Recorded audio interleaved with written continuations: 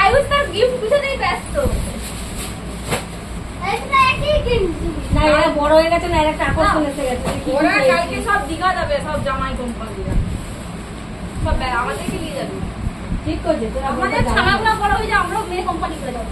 বাবা ছাড়া শুধু মেয়ে সব পাচ্ছি, পদে লেজুমের মতো সব যাবে। বলেছে না আর আমি কি বউ হারাবে।